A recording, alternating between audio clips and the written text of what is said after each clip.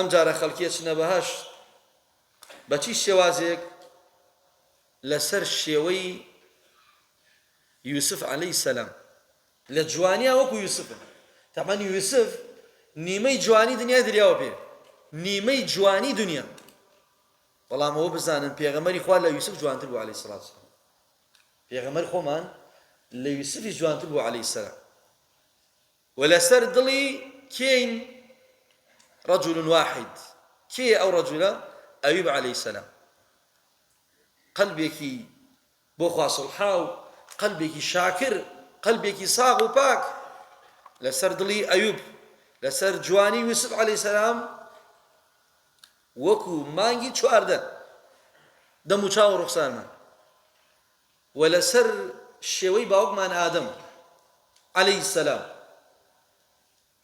6 دیراع باڵامان بەرزە، 6 باڵ. تەمەنمان چەندێکە؟ 33 ساڵ. لە بەهەشت پیر نییە، گەشتی گەنجە، چی ئافرەت بێ و چی پیاو هەمووی 33 ساڵە. ئەڕێنە بەهەشتۆ ئێمە میوان نیمان. ئەی بەڵێ میوان کین؟ میوان خواین. یا هەیە وەکو خوای پەروەردگار ڕێز لە میوان بگرێت؟ قەت نییە. یەکەم تەعام پێمانێدا چییە خوای گەورە لە ناو بەهەشتا؟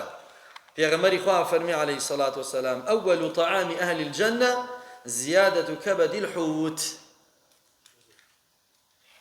یەکەم خواردن پێمانەدرێ جگەری حوتە. بۆ جگەری حوت؟ لەبەرەوەی ئەمە مەخلوقاتێکی تایبەتی خوای پەروەردگارە و زیادەگەشی پێمانەدرێ. بۆ پێغەمبەری خوا عەلەیهی سەڵات وسەلام فەرمێ ئەمە لە غەیب و دەسەڵات و قودرەتی خوای پەروەردگارە بۆ ئیمانداران. ئەم جگەری حوتیان پێدێ. ئێمە کورە حودودین ڕاگەین وانە؟ ئەیجا چ جای بێیسە لە ناو بەهەشت جگەری حوتت بۆ دانەراوێ و فەرمو قوربان بیخۆ نۆشی گیانت بێ. تەبعاً بەهەشتەوە نەخۆشە.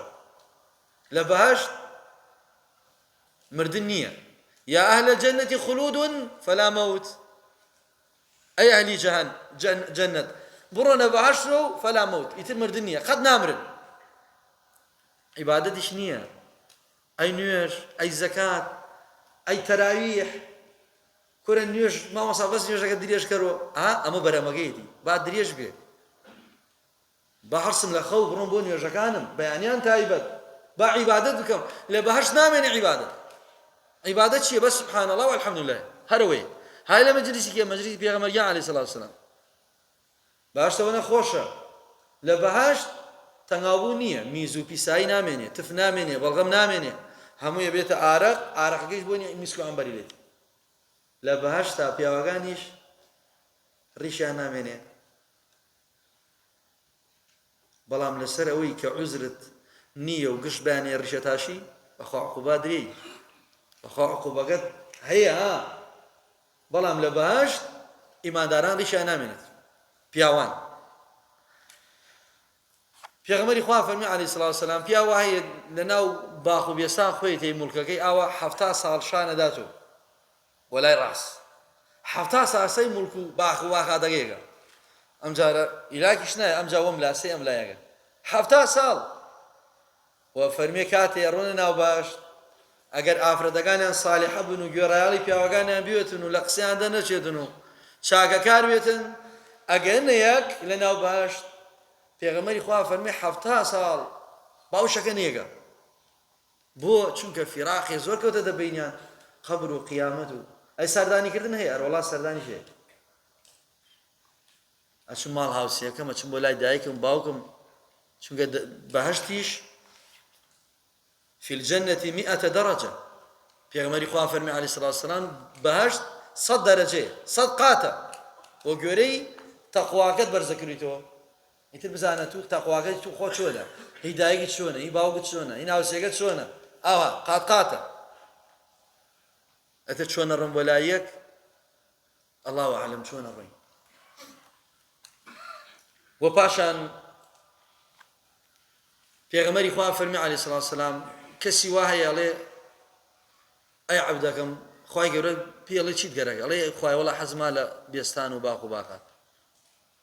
ئەڵێ عەبدەکەم تێر نەخوا لە دنیا ئەڵێ خوای گەورە حەزما لێ ئەڵێ دەی بەرکە دواوە بەرەکاتە دواوە سەیرەکا باخ و باخاتی یەک دنیا سەوز بووە و پێشی گەیوە هی وایە حەزیها لە مناڵ هی وایە حەزیها لە ئاژەڵ ئەسپە مەڕە ئیتر هەرچیەکە خوای گەورە فەرمی ئەوەی حەستان لێ بێ لە باشتا پێتان نەدرێت حتا پێغەمبەری خوا فەرمی باڵندەی وا تێڕەتەوێ ئەوە ئەڕوا یەم نەفسە زانێ خوای گەورە زانێ چیاتیا و مەسەلەی چییە ئەڵێ سەی باڵندەکەکە باڵندەکە ڕێک تێ بۆ لای لە بەردەمی وێسێ جوان سوورەوێتەوە تێری لێ خوا هەڵەفڕێوە ڕوات بۆ بەڕێوەی مردن نییە تێری لێ خوا ئەمجا ڕوات حەستا لە ترێ خوورمایە چی هەرچی میوەیەکە خۆی تێتە ناو دەمتەوە خوای گەورە خزمەتکاری زۆر زۆر دروستەکە دروستی کردووە بۆی خزمەتی ئیمانداران بکەن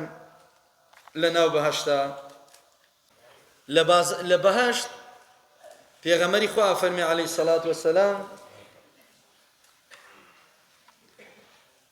إن أهل الجنة ليزدادون جمالا وحسنا آلی بەهەشت جوانیەکەیان و جەمالەکەیان زۆر جوانەکرێتەوە چونکە پێغەمبەری خوا فەرمی عەلەیهی سەڵات وەسەلام لە بەهەشتا بازار هەیە إن في الجنة لسوقا لە بەهەشت بازار هەیە بازاری بەهەشت چۆنە بەس خوا خۆی ئەزانێ بەس خوا خۆی ئەزانێ ئەی پارەیە نەوەڵا پارە نییە هەرچی هەڵەگری بەلاش بەڵام هەموو جمعانێک بەهەشت بۆن خۆشەکرێتەوە بەهەشت جوانەکرێتەوە پیاوەکان ڕۆینە بۆ بازار تێنەوە بۆ لای ژنەکانیان بۆ لای حۆریەکانیانیش چونکە هەر پیاوێک لە بەهەشت دوو حۆری پێدرێ ئیتر ئەمە قەراری خوایە دەبێت نێژی لەورە نامگەرەکە و وەڵا ژن قبول ناگات و یان ژنەکان ئەمە خوا پێیانەدا